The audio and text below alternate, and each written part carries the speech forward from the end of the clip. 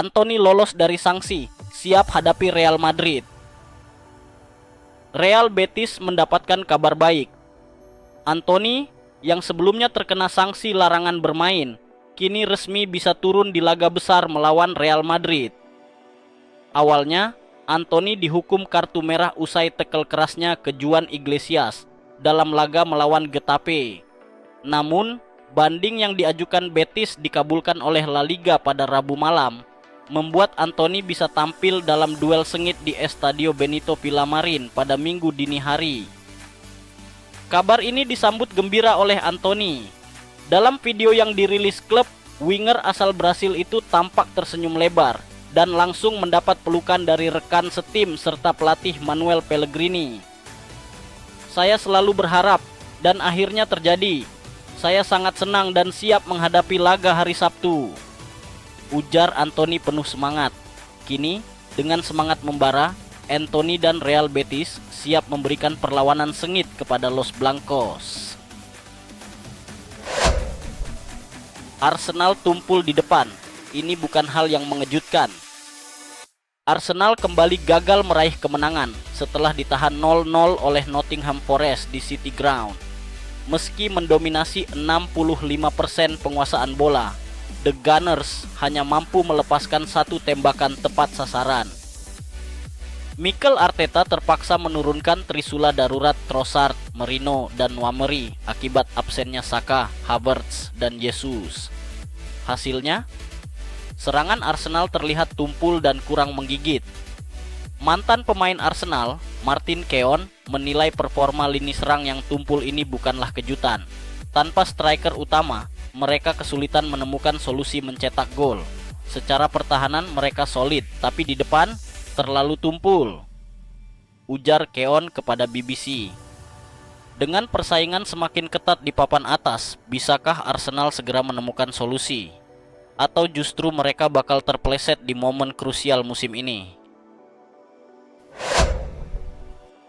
Abdulkadir Kusanov bersinar. Guardiola beri pujian setinggi langit usai duel kontra Spurs. Manchester City menggelontorkan dana besar untuk mendatangkan Abdulkadir Kusanov dari Lens pada bursa transfer musim dingin. Debutnya di Premier League sempat sulit dengan kesalahan fatal saat menghadapi Chelsea. Namun, pemain Uzbekistan ini bangkit dan tampil impresif saat membantu City mengamankan clean sheet melawan Tottenham. Pep Guardiola tak ragu melontarkan pujian. Dia datang hanya untuk bermain sepak bola, selalu tersenyum dan sangat disukai di ruang ganti. Kecepatannya luar biasa, passingnya brilian, dan dia sangat bisa diandalkan, ujar sang pelatih. Meski baru berusia 20 tahun, Kusanov menunjukkan potensi besar sebagai bagian dari regenerasi lini belakang City. Dengan mentalitas kuat dan performa yang terus meningkat, mungkinkah ia menjadi andalan baru di skuad Guardiola?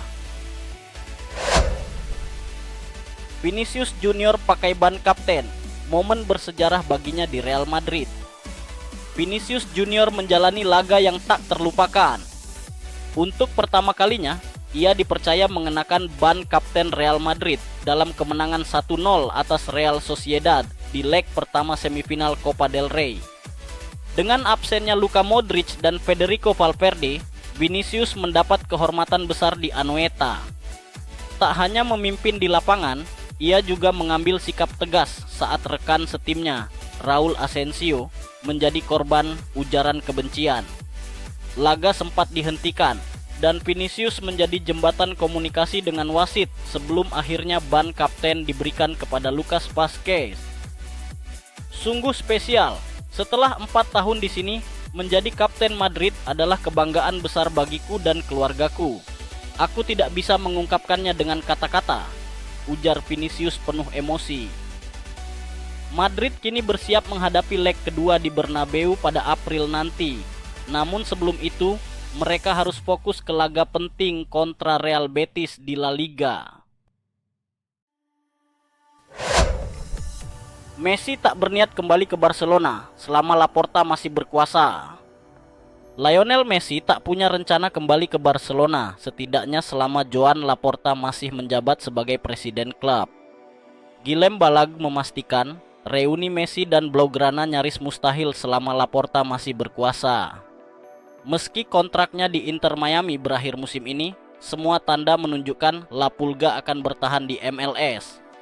Lingkungan nyaman, proyek ambisius, dan rekan-rekan lamanya seperti Suarez, Busquets, dan Alba jadi alasan kuat Messi tetap di Florida. Sempat muncul spekulasi soal keinginannya bermain di Camp Nou yang baru direnovasi. Namun Balag menepis rumor tersebut. Luka lama akibat kepergian Messi dari Barcelona masih membekas. Keputusan Laporta yang gagal mempertahankannya dinilai merusak hubungan mereka selamanya. Dengan kehidupan ideal di Amerika Serikat dan status sebagai ikon MLS, Messi tampaknya lebih memilih memperpanjang masa baktinya di Inter Miami ketimbang kembali ke klub yang pernah membesarkannya.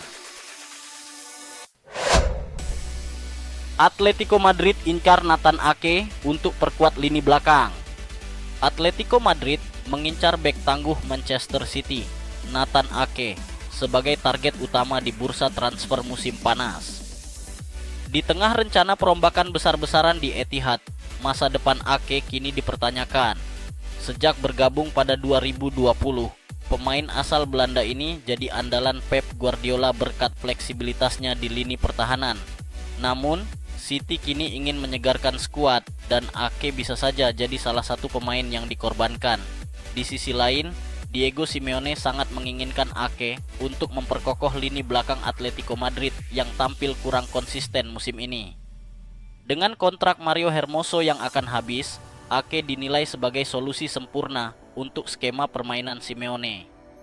Meski City belum resmi melepas Ake, tawaran menarik dari Atletico bisa saja menggoyahkan mereka.